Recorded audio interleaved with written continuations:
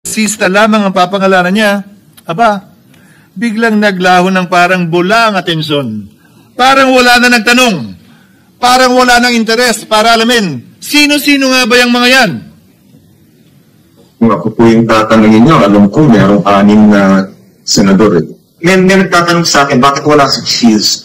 And my answer to that is, I'm almost sure, no, probably hindi mo mention si Cheese simply because walang insertion doon. Si Escudero, o wala doon. Hindi po senador yung laman nung computer ko. So fake news yun, ha? May 6 na senador na nunumbrahan mo daw. Mga congressman yung nasa computer mo. Yes, yung nasa computer ko po, congressman po. Okay, thank you.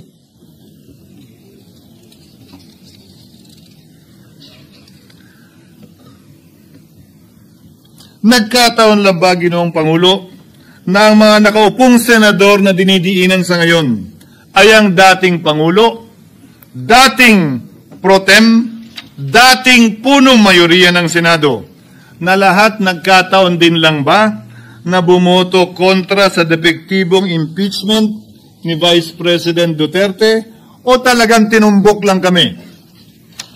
In other words, Mr. President, are we truly for transparency and accountability, or are we merely offering a politically convenient sacrificial lamb in an attempt to appease the rage of the people? What is painful, Mr. President, is that along the way, reputations have been disparaged and tarnished. Innocent persons have been implicated, and the Senate is slowly but surely being destroyed. Nagkataon lang po ba na ang lahat ng ito o ito'y sumusunod sa isang script, direksyon at basbas ni Martin Romualdez? Sa kanyang script na naglalayong ilihis ang galit ng bayan mula sa kanya at sa mga kasabwat niya at ituro ito sa Senado at mga senador. Ginoong Pangulo, ang script at sarswelang ito ay di uubra dahil napakalayo po nito sa katotohanan. Napakasama sa panlasa at tinitiyak ko sa inyo, hindi po ito matatanggap at lulunukin ng sambayanang Pilipino. I've been in public service for 27 years. I've never been accused nor charged with corruption.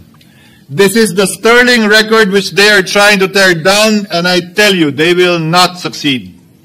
I will defend myself, Mr. President, against these malicious and false allegations. In fact, I have already filed and will be filing necessary and appropriate charges against my accusers and